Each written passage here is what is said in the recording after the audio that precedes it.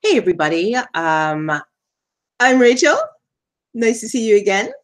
I'm in here by myself, I'm sure, but that is okay. I discovered yesterday that you can request a link for me, which I see in here, and then that would allow you to join the chat. In any event, I'm Rachel from the REMwell Foundation, and this is Talk Till Someone Listens. It is a live video series with episodes about traumatic violation, discussing the various problems and struggles and issues and subject matters that directly relate with traumatic violation and the process of restoration for us. So if you are a traumatic violation survivor, or if you are connected to someone, a friend, an employee, or someone that you love who is a traumatic violation survivor and they're struggling in any kind of way, or you feel like there's, some things that you've noticed, but you don't really know how to communicate best with them, or to broach the subject matter, or offer your concern or your support, these topics will help you socially and also personally in probing deeper and discovering a wider viewpoint on traumatic violation and that process of restoration for us. So I've been doing this as the sixth episode of the series. And I have my own personal disabilities or abilities, special abilities, if you like. So as a survivor of restoration, of traumatic violation, and a survivor of restoration, because God knows that's traumatic too. So I take these first few minutes to just kind of get my little anxieties out of the way. So it's a little different going live because you can't edit this. So whatever I say, that's it. It's just out there. So if I fuck some of this stuff, I apologize. Excuse my French. In any event, let me just start off by talking about today's topic. Today's topic is forgiveness, and I have some notes here. Like we have put together huge volume of information, yes. And they are actually going to be published in small booklets, each based on subject matter. There are things that I have developed in my own learning and discovery process as I have been going through restoration, and as well as my involvement in interactions, encounters with other survivors, and just listening to their struggle and the issues that have been dominating their mental processes. So I have my own issues with mental health, and mental health is like, if you don't have a mental health condition of some kind after traumatic violation, like you're not a normal traumatic violation survivor. There, I said it, okay? Because it does change you. It alters your mind forever. But what do you get to do with that? How do you get to apply the new version of who you are? And how do you get to rebuild? How do you get to create from here, from this moment? Regardless of how hard or how deep the struggle has been all along, from right now, from even anything you hear today, as you sift and as you filter the things that are being told to you, what you need to do, what you should do, how you should do it, and this, that, and the next thing. I mean, once you do divulge your traumatic violation or the experiences that happen to you, a lot of times you just get this flood of information and everybody thinks they have the solution. And you know what? It's like, sometimes it can be overwhelming. Okay. And for some people, they can sit there and take all of that, and other survivors, you start to close down. You start to shut down. So my hope in all of this is that through deeper understanding and through understanding that relates to you, I come from a layman's perspective. I don't use clinical terminology because I am not clinical. I leave that to the clinicians. So there are things that they'll say to you, and then there are things that your spiritual minister will say to you, and they understand it from their perspective and the basis of the religious belief sets that they're rooted in, just as the clinicians will tell you from the basis of the science or the medicine that they believe they're rooted in, and you'll get varying degrees of that, right? You can go to 2 different therapists and get 2 completely different versions of what you need to be doing, right? You can go to 2 different churches on the same Sunday, and they might have similar talk subjects or oh my gosh, has it been that long? Similar sermons, and be completely, like, similar subject matters and be completely different in their suggestions of what you need to be doing in your life. So this is just another, right? But I'm hoping that in the delivery of this, that it is something more relatable, and I try to piece the puzzle together in a sense. So I might give like a lot of background layers before I actually hit you with the information or the solution that could possibly work in your life. So anyways, let me gather myself because, you know, I have fibromyalgia, so sometimes I get memory fogs, you know. Forgiveness. It is such a touchy subject. And you would think that it's so easy because we have been given so many different versions of what forgiveness is. So I want to just look at the raw reason for forgiveness, like the raw definition for forgiveness, and then the reasons why modern day people are suggesting that you apply forgiveness. Like, you might have been beaten over the head with the term forgiveness. In some cases, you don't even come out and talk to anybody because you just know what they're going to say. What you need to do is just forgive and forget and move on, leave that shit in the past. Like, you know it's coming, and so you just don't even talk about it. And like, you know, there's certain people in your family or there's certain people connected to you in your world that the minute you even try to express your heartache and your pain, boom, it's like you the problem here is you haven't forgiven. Or if you have forgiven, they tell you you haven't really forgiven. You girl, you really need to just sit down and have a conversation with your God. This, that, and the next thing. Because really, honestly, how can you blame most people, right? Most people don't know what to say to you. They don't know how to deal with the perspective of pain that you sit in. Like, they don't know. So if somebody, you know, rams into them at the store, you know, it's comprehensible that you would forgive them. If they said, hey, I'm sorry. Oh, I didn't mean that. I was distracted. Blah, blah, blah. They give their reasons, right? And you forgive them. You're just like, oh, okay, that's fine. You know, go ahead about your business. But then there are some deeper things, right? There's like things that usurp your will, right? That take over what you desire to have in your life. And so forgiveness is a journey when it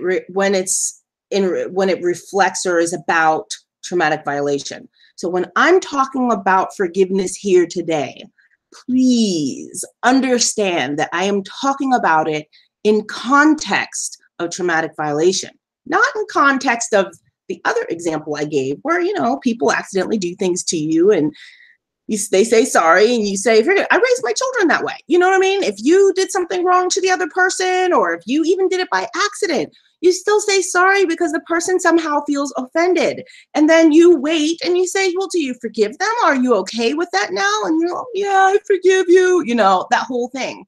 So we raise our children from early on that, you know, if we're in a healthy family atmosphere, that, you know, you violate somebody or offend somebody accidentally or on purpose, because you know how kids can be. They'll swap you with a stick or something like that out playing out in the yard and getting going a little too far and getting excessive in their playfulness. And then, you know, you expect them to apologize. You expect them to be remorseful.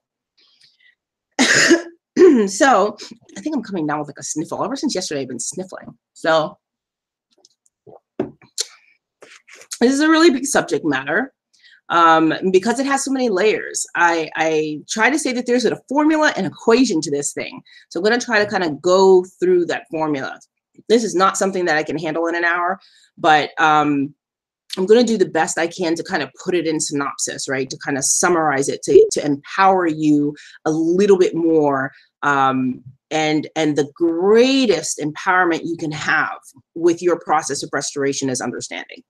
So when I offer these insights, there's something, we all have a filtration system, right? We're all working with whatever that, see, I think I'm going to be known for like just massaging the brain. I do that all the time, but I've been doing it forever. I don't know. There's just something about that for me. But everyone has this process system, right? Everybody, this is your motherboard, right? This is where it all happens. So as you are listening to these insights, you're filtering them through the information that you've already been given, right? So you kind of will say, okay, this is what she's saying. This is what I know to be true. This is what I thought was true. And this is what I believe to be true. I used to believe to be true. And maybe I go back to this a little bit and go back to that. So as you're listening to me, you're like comparing it with the things that you have already rooted in your belief system, right?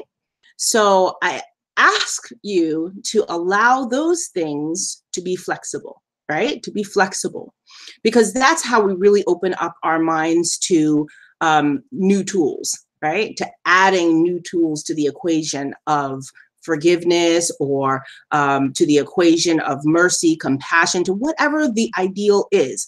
The only way that we add new information to kind of like really build up the muscle and body of that information or that context is to be flexible, to work it and to test it against what you believe already. Okay, so I'm not telling you any of this from any belief set, any specific religious or scientific. I mean, to me, it takes all of it.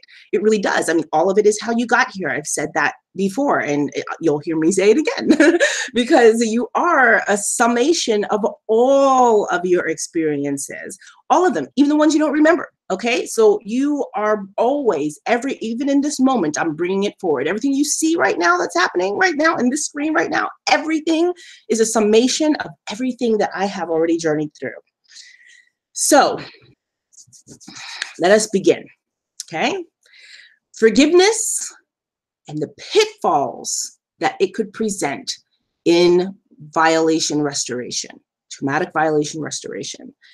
Why am I using the word pitfalls with forgiveness? Like, forgiveness should be simple. Like, you forgive and you move on. That's the idea, right?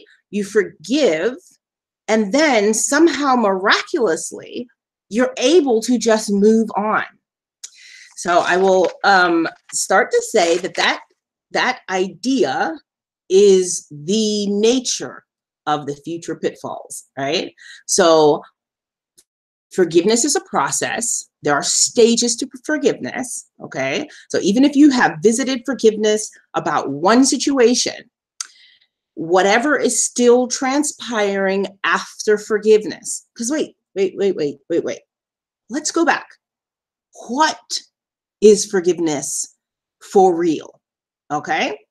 Because a lot of us, we use the word, but all of us have different interpretations of what forgiveness is. And we kind of put that on another person and expect them to know, expect them to understand. And that's why it's easy to stand in the seat of judgment and say, you haven't forgiven. Well, how do you know?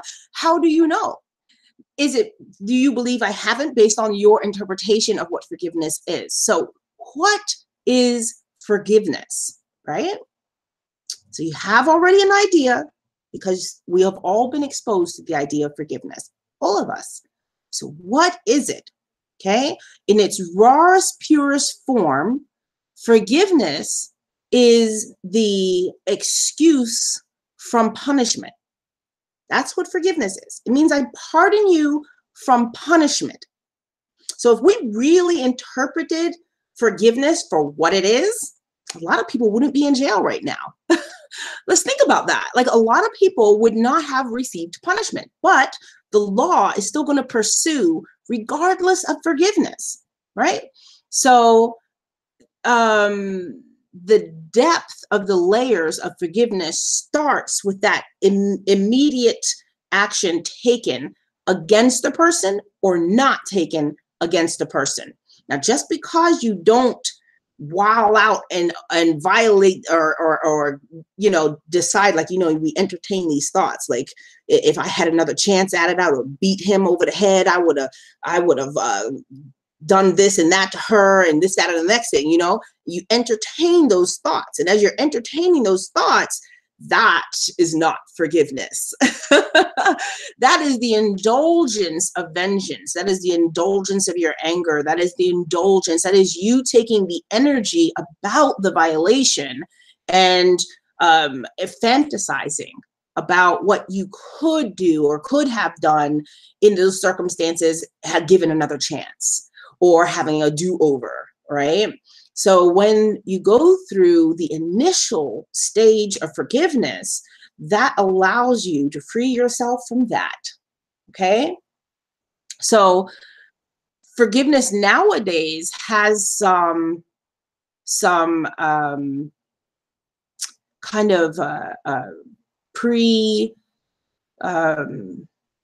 is the word I'm looking for? Is my fibro fog for you? Some underlining intentions that are not necessarily in your favor. They're not necessarily pure of heart, okay?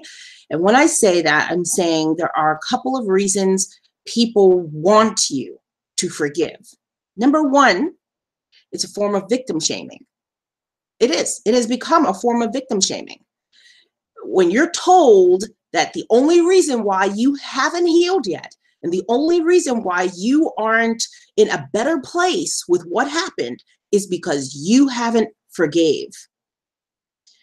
If you haven't even figured out how to get there, that makes you feel awful. And surely it's all your fault. Restoration and the lack thereof, because of what someone else chose to do in your life, is your fault. Well, let me just clarify. It's not, okay? What you do with it afterwards is your responsibility. Let me say that again. What you choose to do with traumatic violation after impact is your responsibility. Now, I didn't say responsibility. I said responsibility, okay? So until you understand and have a deeper understanding of as many of the dynamics as possible that occurred, forgiveness is nowhere on the radar, okay? It might be things you say, words you say because you're promised certain things. Hey, if I just say I forgive, then, and I just surrender this thing, and I just say I forgive this person, or I forgive this action, or I forgive that set of circumstances, or that one, then my life is going to be better. And you are so thirsty for the cure. You are so eager because the pain is fucking insane, right? You're so crazy for it, and you need it so bad that you will just surrender and say, yeah, okay, I forgive. Okay, and then you take you're doing that in the minimalist sense of the term of forgiveness. Okay, it means I'm blindly forgiving. I'm blindly forgiving. Blind forgiveness, or general absolution, if you will, it means I don't need to know the details. I just forgive it all. The Pope does that. Okay, there is a man in the world that does that. But the fact of the matter is, the hardcore fact of the matter is, your life continues with traumatic violation, and the consequences of that run deeper than forgiveness, okay? It's a very, very touchy subject matter, so I'm trying to navigate it as tenderly as I can. So that is one reason why, not the only reason, one, yes, one reason why people like to pressure forgiveness, okay? They don't offer you the concept of forgiveness in its definition and what does it mean and how do you do it. Like, there's not a background story involved with forgiveness. There's not instruction. There's not wisdom and understanding. There's not true guidance surrounding forgiveness. There's just this whole projection of forgiveness. And there's this expectation of understanding. Unfortunately, because we are so mistrusting, and that's a consequential response to traumatic violation, and we are very insecure about believing what other people tell us is in our best interest, since very few people ever protected us from the impacts of violation. And there are other reasons that seal the deal for us with regards to being open to believing other people. So that's one reason. The other reason is that there is a method of expediting how long those around you, okay, how long, it's a method used to kind of expedite how long people have to deal, or not even deal, because some of them won't even deal with it, right? How long they have to tolerate the consequential exposure, right? So that is your behavior, your responsibility, right, is impacting other people all the time. Right now, my responsibility to traumatic violation has brought me to this place through my own restoration process, right, to where I'm able to communicate with you about this issue. For some people, and even for me, I went through my season where I was malfunctioning on a mass degree, and a lot of people were impacted negatively and destructively by my responsibility to traumatic violations, right? So for them, it's kind of like that whole phrase that pays that easy way to shut you down, right? Easy way to quarantine your problems. So if I can get you to a place where, okay, listen, you don't have to explain it all to us. Okay, what we need to do is get you on a path of forgiveness. We need to just get you to a place where you can just embrace forgiveness. If you can just do that, all of those things that you want to share with us and all those things that are in your private vault, and that's for you, right? That's between you and your God. See, there are certain things that kind of disable you from continuing to get the process on the table, from continue to unload or unbaggage or as they say in modern terms, unpack your problems. Okay, and if you can't unpack them, you cannot deal with them.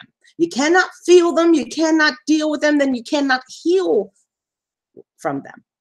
Okay, so to prevent you from unpacking your problems, I tell you, I've got a purse full of problems. So I will keep recycling through them until I have decided what is has been dissolved, and then I don't need to carry them around anymore. But that's like another conversation. That's restoration stuff, right?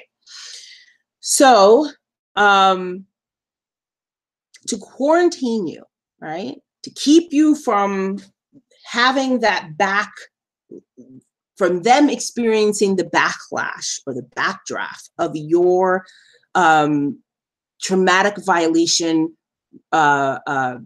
response, right? Responsibility, okay? That responsibility changes over time. You're responding, but you're not able to respond as clearly as you would, say, on the other side of restoration, or in the depths and throes of restoration, or in the early stages of restoration. It's like anything else. You're searching for words, you're searching for definitions of what happened to you because you don't have them.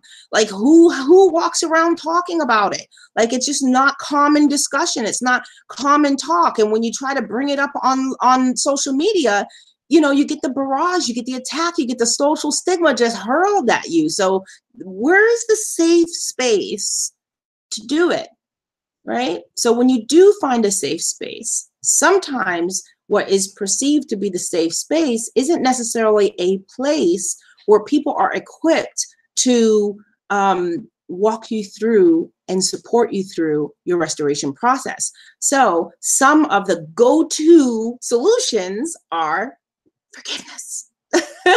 Even if they don't even understand what that means to a traumatic violation, it's a go-to solution. It's a go-to answer. It's like, you know, I'll go in my bag of tricks and, you know, I'll find something that will work here. It's worked for everybody else, and this is what we're told works. So try that. But, you know, you're given something you don't even know how to use. Okay. So that's another reason why a lot of people use I didn't want to say the forgiveness card, but really it's kind of become that, you know, it's like, it's become the forgiveness card. Like, you know, here you go, it's a gift certificate. But actually it starts inside here. It starts inside you. Nobody can give it to you. It can't be stolen. It can't be, it can't be manifested even, okay? Forgiveness is, and it is an understanding. It is achieved through understanding. And once you have the understanding, then you are able to apply the ideal of forgiveness. And then there are other things with that I'm going to talk about in a few minutes. So bear with me. Hang on. If there's things that are resistant in your soul, that are saying, oh, fuck this shit, I don't know what you're talking about, da, da, da, da. Just hold on. Be patient with me. I'll get there. Okay, so the third reason, right? The third reason why people will often use the forgiveness card, so forgiveness suggestion, pressure you, maybe even peer pressure you to apply forgiveness, okay, is that they see it as a cure. Okay, so they may even be innocent in it all. Like, they really see it as a cure. Like, that's it. Like, just let me introduce you to forgiveness. And then parts of you might be resistant to that. Like, what? Like, do you even know what I have been through that you are talking to me about forgiveness? I haven't gone out there and shot the person. I didn't do any of the things that my thoughts initially compelled me to. Maybe, okay, maybe it wasn't that extreme, but you know what? My shit was like that, and I thought about doing that shit. So, excuse me. Try to hone that in, okay? Hone that in. I know I hear myself telling myself, hone it in, hone it in. Okay. So, they see forgiveness as the healer, okay? Forgiveness is the solution. Forgiveness is a piece of the puzzle, okay? Forgiveness is just a piece of the puzzle. It's part of the restoration equation. Okay, there's an equation for that. There's a process, and when you do each of those pieces of the puzzle, you get the full picture of restoration. That is the piece that you rebuild, that creates the version of you that you want to perpetuate, right? That you want to continue in life, that you want to be your legacy, right? You don't want the violation to be your legacy. You want the transformation from violation to be your legacy, right? So my daughter is really big. She's 25, and she's really big into, she's going to be 26. She's really big into genealogy. Okay. And, part of genealogy is that when you look through the history of your ancestors, like, you know, go ancestry.com and all these places that you can go, 123andMe and all this stuff, spit in a cup, which I'm doing for my birthday this year. Yes, yes, yes. I'm so excited. I want to know more about me. Yes, it's all about the discovery, people. It's all about the discovery. But in any event, she is very into this. And I am intrigued because as she's going through the history of our family and the parts that we do know about, and as she's going through it, she said, oh, so-and-so was a baker. So-and-so used to do, I think I have a couple generations back, they used to do prohibition liquor and alcohol. And there's like a story about how the basement was raided and all this kind of, like, it's really cool. Like, it's interesting information. But here I am, right? And I'm talking on this medium, right? On this platform. And one day I will be that too. I'll be history. I'll have some legacy, some little tidbit, a little blurb that somebody in my family will look back and say, you know what? Our great-great-grandmother, she went through da-da-da-da-da, and she started her family and she created a new foundation for herself, and look at all what became of that, So, I mean, that is my hope, that's my simple hope, is that for my future children's children, they will be able to look back and say, you know what? Somehow we managed to break the cycle of devastation. Does that mean that impact and violation is not going to happen to my future offspring? Unfortunately not. But I have equipped them and prepared them to do their very best to prevent that. Okay? And as a traumatic violation survivor who is a mom, and if you're a dad, most of us feel that way.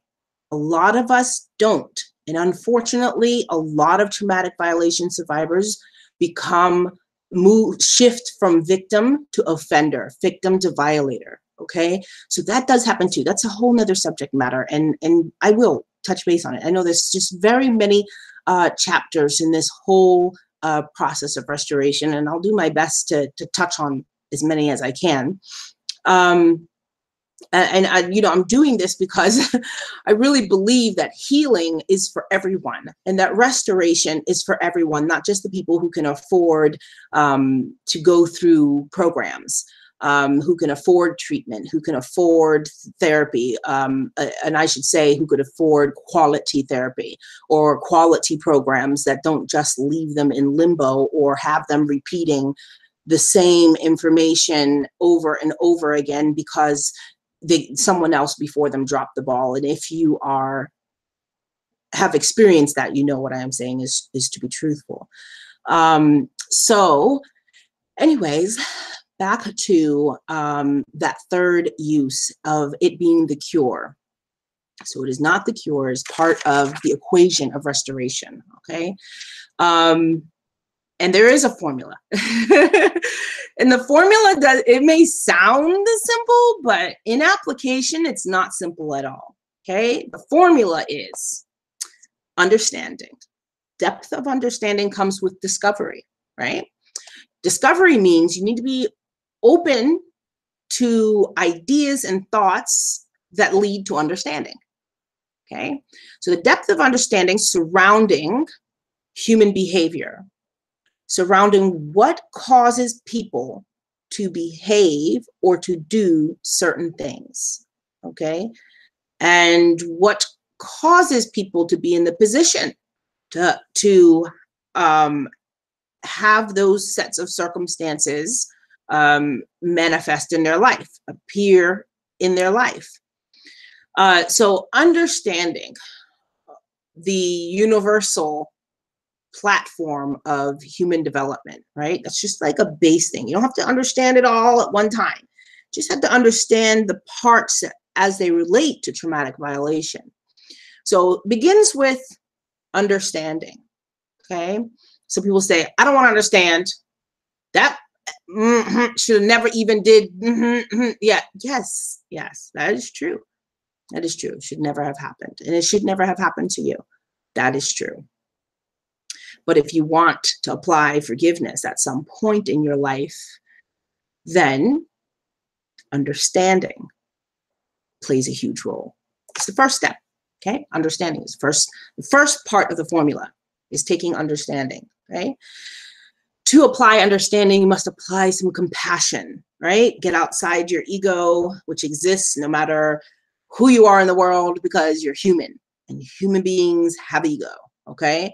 So stepping outside of your ego for the sake of your future wellness, right? That's outside of your current and present emotions and your current and present feelings and your current and present feeling, for the sake of your future, the future health and wellness that you want. Because right now, the status that you're in is not what you want, right? That's not what you want. Or if you're someone who is listening for someone who is struggling, the status that they are in is not what you want for them. And maybe you don't like the backlash from the consequences of that. You don't like how that's mishandling you, right?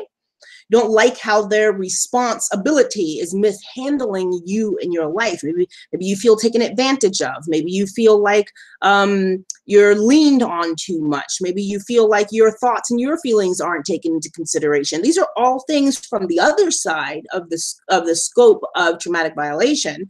Those who are coming into contact, right? These are some of the thoughts and feelings you might have, and that might be why you are pressuring them into the thoughts or the ideals of forgiveness. So there are the fourth reason, people who genuinely want you, who understand the concept of forgiveness and genuinely want you to apply that, but may not have the understanding or skill set of how to walk you to that place, right? To show you where the water of forgiveness is, to show you where the fountain of forgiveness is. They may not know how to guide you to that spot. They just tell you, go to the fountain of forgiveness, so to speak, okay? So that's the fourth reason why people use the forgiveness card, okay? Back to the formula, right? Because there was 4, and I think I overlooked the 4th, but there's the 4th. There isn't any other, by the way. The rest comes from you. So we're going back to the formula, because the formula starts inside you.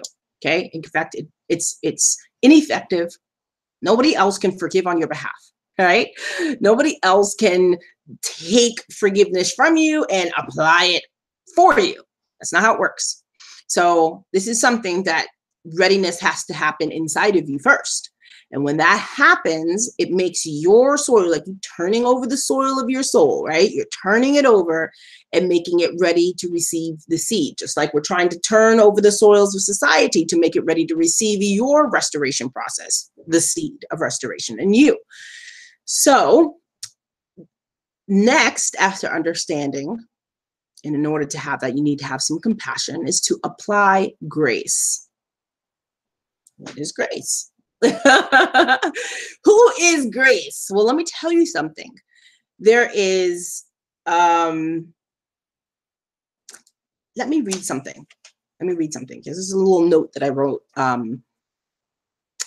some years ago, and it's still applicable today. But back when I was in the stage of forgiveness for myself, this was my personal realization about forgiveness when I began to apply it. I believe the key to forgiveness is knowledge and understanding. When we understand human responses and reasoning behind why things are thought and done, it opens the heart and mind to not only need forgiveness, because we do need it, but want to forgive. When a person doesn't want to forgive, but offers forgiveness because they somehow need to forgive, be it for religious reasons or because they want a speedy recovery, then I find wholehearted forgiveness is not achieved. And some lingering unresolved pains remain, like not getting the whole root of the weed. Then that returns one day, a month, or perhaps years later as a restored weed, right? As a part of you that has creeped back in for destructive purposes and not constructive purposes. While forgiveness is a golden way to find resolve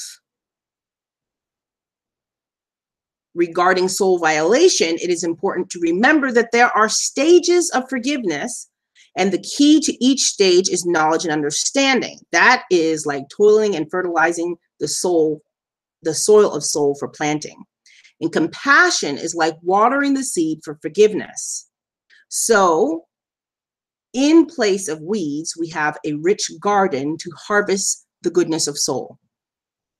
So that is where I first realized that, yo, this is like softening me up a bit. It's conditioning my soul to release something. What is forgiveness releasing? Okay. Forgiveness, number one, is not permissiveness, right? So I forgive you this time, and then I expect that this person is going to do it again because it seems to be a habit of theirs. Doesn't mean I permit them to do it again. Doesn't mean I'm going to tolerate that behavior again, whether this be domestic violence, childhood maltreatment, sexual assaults, whatever the violation type is, whatever the trauma type is. Forgiveness is not, okay? It is not permissiveness. It is not tolerance, okay? So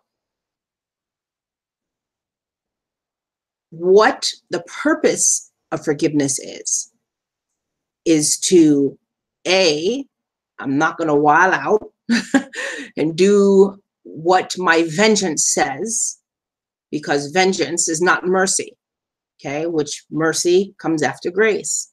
And grace softens your soil. Grace enables you to apply that portion of yourself that does not indulge in vengeance or your response to anger or your desire to do harm or to inflict further pain. And oftentimes when people are not able to apply that, they self-harm. It comes inside. So if they're not, because they are not converting from victim to violator, then they convert from victim to self-violation or self-mutilation or self-degradation. They go inward and continue to compound that trauma through their behaviors and their responsibility to traumatic violation. So where people are saying, hey, you know, how you handle this is your responsibility. You need to be in charge. You need to do this and you need to do that. And you can say what I need to do all you want. And it would be nice, actually, to be able to comply with what you think I need to do. And if I were capable of doing that shit, I might have did it a long time ago. Because Lord knows I ain't trying to stay in this mess. But the fact of the matter is that's not what it boils down to. It boils down to one's responsibility. One's ability to respond is rooted in their lack thereof of understanding, right? Their lack of comprehension, their lack of freedom to find solutions, their lack of support, their lack of many things that help them create the network that they need to step out in the faith and security of restoration and the hope of that. So not being able to do that, you know, what if you were overseas and you were fighting a war for this country and you got wounded, like seriously wounded, or you had exposure to chemicals that were doing harm to you? What if there was no treatment? What if there was no treatment allowed? Now, I understand that there's issues in real life circumstances outside of this analogy that there still needs to be improved medical provision for vets and whatnot. So I'm speaking specifically in relationship and in a correlation to traumatic violation. What if there were no ample medical treatment for you? What if you were injured and you were not allowed to cry out for help? What if you cried out for help and people just looked at you like, dude, no one here can help you. Why are you still hollering? Like somebody here can help you. Dude, why are you still calling for help? Has anyone ever come all this time? So just try to translate the scenario hypothetically, okay? Because in a way, it parallels with what goes on inside of us when traumatic violation strikes. There's this blanket of support that if absent, then implosion happens. It just builds up, and implosion and self-destruction happens. So to be able to apply forgivability, there needs to be some sort of safety net in doing that. And if you don't feel like that's available to you, the idea of forgiveness is a ghost. It's a ghost. Okay, it's a figment of everybody else's imagination, and they just think that it's a cure, and you know better. So understanding what the true power of forgiveness is. Try to modify my timeline here. So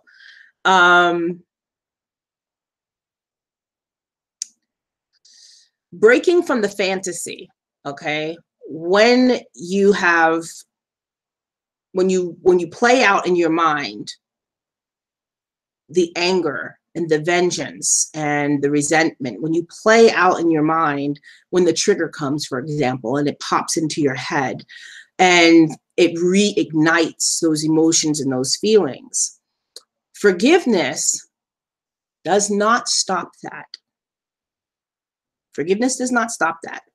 Doesn't stop the trigger from happening, and forgiveness does not stop or prevent even the images of those past experiences in post-traumatic stress to reoccur. Doesn't stop that. What it does do, however, okay, because there's some good for it. Like, I'm not against forgiveness. I'm so pro forgiveness. Like, I have done it many times, and I will do it many more times. So forgiveness, what it does do, okay, is it gives you the ability to sever the relationship that you have created in fantasy, right? In your play out of your mind with vengeance and anger and resentment. The what I could have done if only I had. Because remember, forgiveness is saying, I will not punish you. That's what it means. It means I'm not going to make you pay for what you did to me. But a lot of times when forgiveness isn't present, what happens is you're making them pay in your head. You know it's true.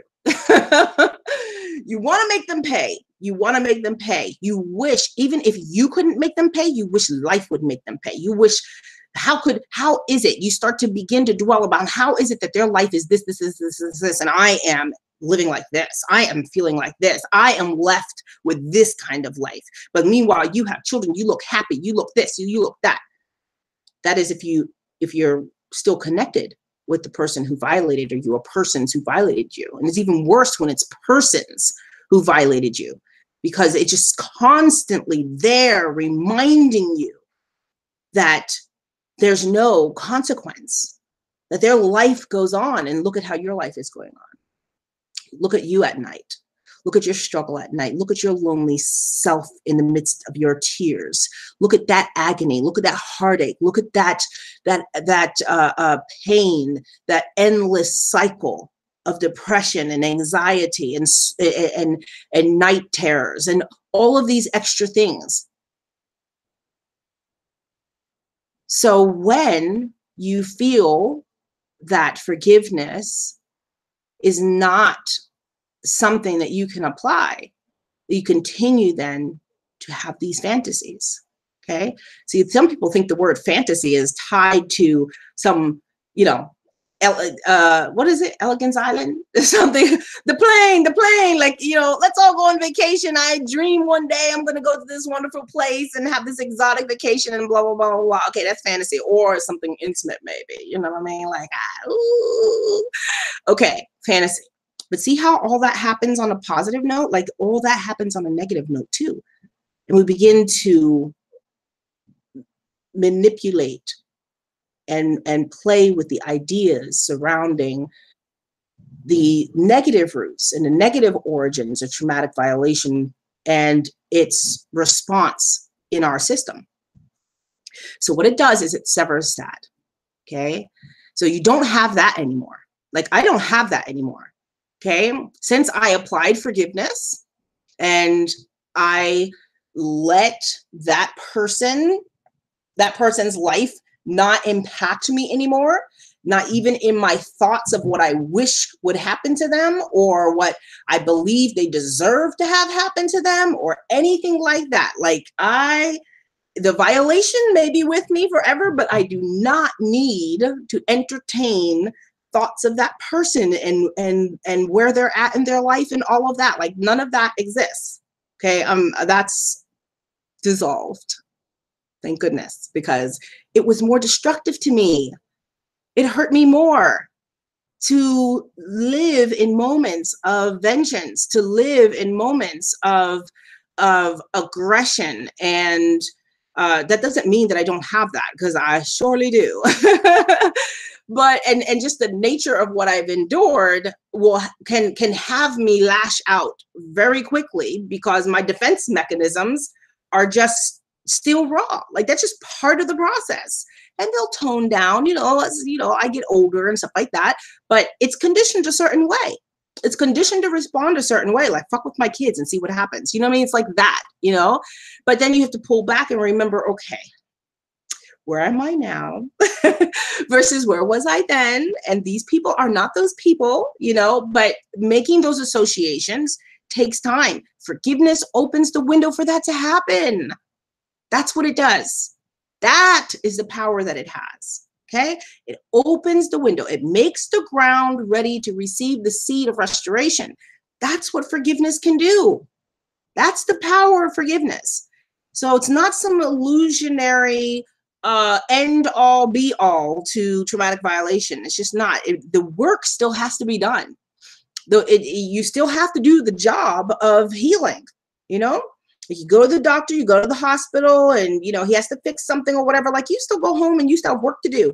And then you have preventative measures you got to do. And you have to, maybe you're not going to be able to do this anymore and do that anymore. Okay. That's your prescription for your future. Right. And this is only established once you realized that these are the problems you've identified through understanding. These are the problems, and this is how it impacts my system. I know people who have had the same surgeries as me, but their recovery process was slightly different because maybe their weight was different, or their height was different, or their organs were, like, I had a tilted uterus, and, it's like small little variations change survival restoration timeline. It changes whether or not you have support or not, changes how soon or how delayed the process can be. Like, all of those are extra parameters. That's all part of the equation stuff. But just getting started, right? When you understand what forgiveness really is, it's easier to apply forgiveness. You don't have to run away from it. It's not something you have to be afraid of. It doesn't make you weak, right? Forgiving does not make you weak. A lot of times people are attaching forgiveness to some sort of permissiveness, and meaning, like, if I forgive the person, and that's saying that they can go ahead and continue to do this to other people, or that I'm setting them free, or that I'm saying that, you know what, it didn't matter. Like, if I say I forgive you, then that means what you did to me doesn't count. Well, that's not what forgiveness is at all. It's none of those things. It's absolutely none of those things. Forgiveness is an opportunity for you to make the soil of your soul fertile enough for transformation to take hold, for the roots to take hold. Okay. So I'm going to talk some more. My time is winding down. So we get to sever the ties to the violation, connecting you and the person who violated you, right? Severing those ties. That's what forgiveness does. That's the power that it has. It prevents the investment of energy being used to desire consequences for the violator. That's how you sever the ties, right? So forgiveness prevents you from any longer having the desire, right? Those fantasies. You know what desire is, right? You ever desired to have a love relationship? You've ever desired to have the world's greatest meal set before you? Okay, that's my desire. I would love to taste something from the best chef in the world. But anyways, desire. You've desired things for your children if you have children. You've desired things for your parents if you've had parents who were good to you. And even if you didn't have parents who were good to you and you got to a place in your restoration process where you could say, you know what? I don't wish them any ill will.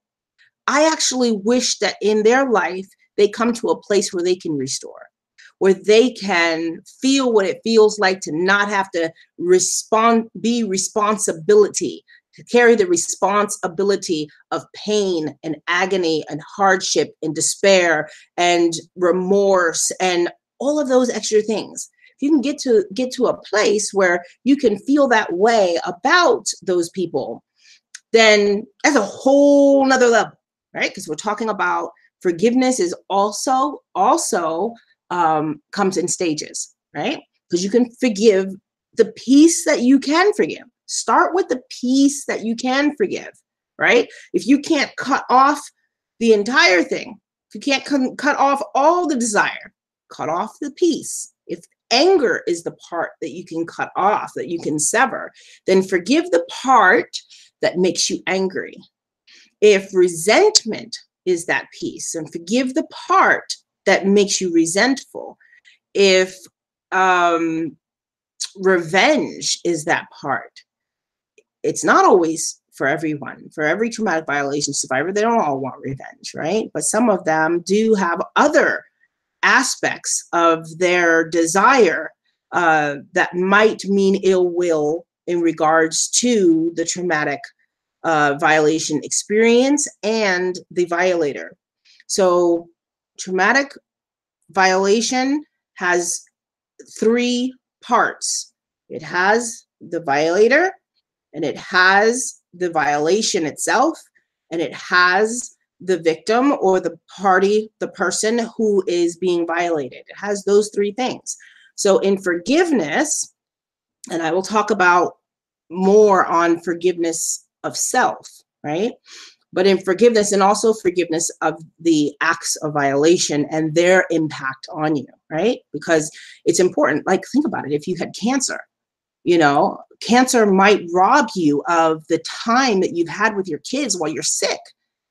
And in a way, you build a relationship with the condition, right? Because your life is kind of being impeded or being hindered. The way you would rather desire to have it is being hindered by the consequences of the condition, okay?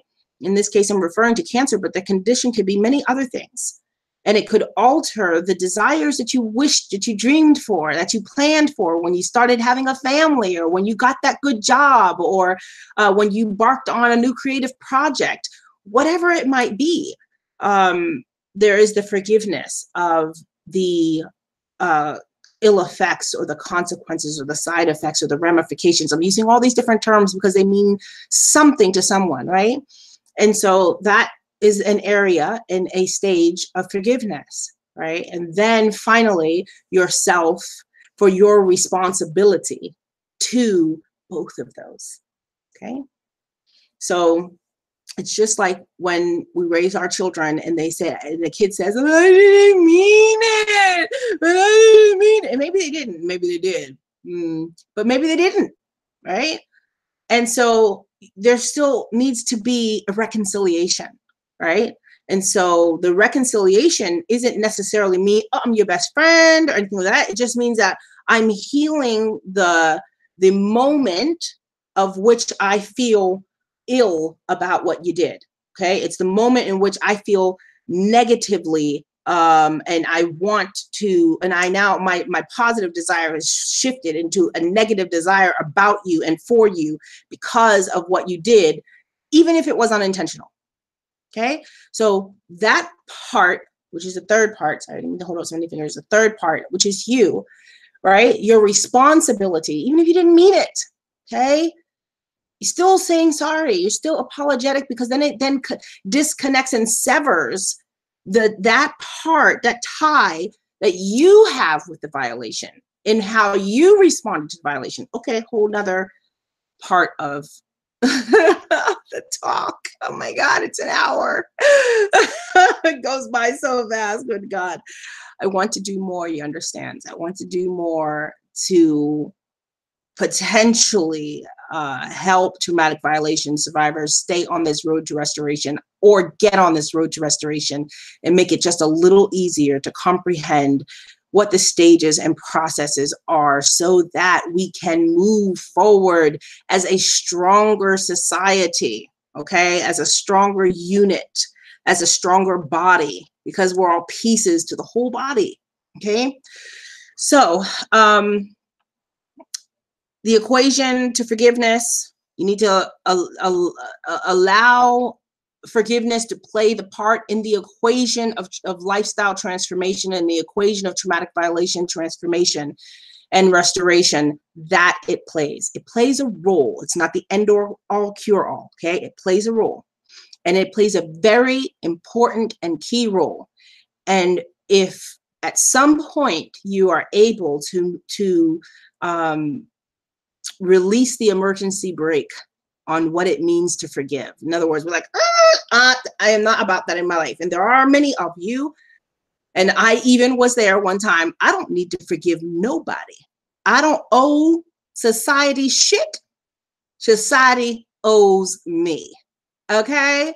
When you're in that place, you see, that's where resentment and desire for punishment and desire for restitution to be made, and all of that. Now, the law will do what it does, okay? And it may not be just. Promise you that. I've had situations where it wasn't just, and I've witnessed situations where it wasn't just, okay? But that is for the violator. That has to do with the violator. Do you wish you could seek justice? Do you wish that you could have your rights validated by and your feelings validated, and your emotions and your distress and your pain and all the hardship and all the consequences that you've lived through as a result? Do you wish that there was some restitution that could be made for that? If you're early on in this process, you probably do. But when you have applied the key of forgiveness, that kind of goes away. But I promise you, the rest of the restorative process goes nowhere until you do the work. So the work is a lot, and the work is endless. As soon as you think you're done with one part, poof, there's another part. Why? Because you have had years of buildup. Most of you, by the time you have gotten onto the road to restoration, if you cut the side of your traumatic violation mountain in half, the layers are deep, right? So to peel back all those layers takes time. And just as you've managed to dissolve one, another comes up. And another comes up, because all these years you've been repressing and mishandling and mispackaging and storing things in the wrong places within here, and as a result, it has created a mental mess. Okay, so to work on the rebuilding and the restructuring, it is key, but know why. Know why so it sticks. Know why so it works. Okay, and it stays with you, and it becomes a tool, a strengthening tool, something that you can use over and over again towards that place you rather be, that place you desire to be, the end game, right? The legacy you'd rather leave. Because listen, you're not guaranteed this timeline. You don't know how much you get. This might be my last freaking video. I don't know how much I get. All I can do is use the resource that I've been granted and try to pass it down, right? Try to hand it down. If I die with this information, I'm sure there'll be a gazillion other people who will come out with it, right? but I'm the only one who can deliver it from this vessel, right? I'm the only one who can deliver it as me. So I'm just going to do my part. I'm just going to keep playing my part, okay? And I wish you all the best. I'll do another talk topic tonight, hopefully at 9 o'clock Eastern Standard Time. I don't know which times, I'm trying to work out which times work best for people and all that kind of stuff. If you want the links to chat, because I would love to be able to interact with some of you. I'm not very technically apt, so please forgive me. I know that I'm supposed to send you a link. So if you would like to be added to the link, go to email remwellfoundation@gmail.com, and I will make sure that I put you on my link list, because I guess that's what I have to have now, is I can make a link list, and I will send out a mass email, not a mass email. I'll try to individually email each person the link. And we'll try it that way. I don't know. Maybe I'll find out a suggestion. If you write me a suggestion or something, you can write me at remwellfoundation@gmail.com, or you can contact me at REMwell Foundation on Facebook, REMwell Foundation on Instagram. All of the talk topics are pulled from my Instagram posts. I just launched the Instagram machine.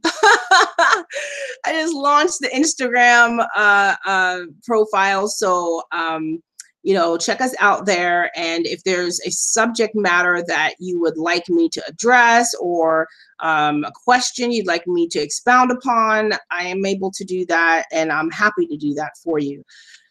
So long as we have breath and we are able, I will continue to talk until someone listens. That is what I am encouraging, is that we all just continue to talk, continue to get this out. Don't just, you know, raise your hand and do, you know, roll call, who's here, who's been violated, who's like, that's all wonderful for awareness, but now it's time for cause consciousness, for us to actually try to find out with one another, peer to peer and clinical and political and all these various arenas, for all of us to do our part towards trying to use the solutions that we're practicing, that are working for us, so that others who might have our similar composite will be able to do the same thing. Our similar set of circumstances might be able to do the same thing, okay?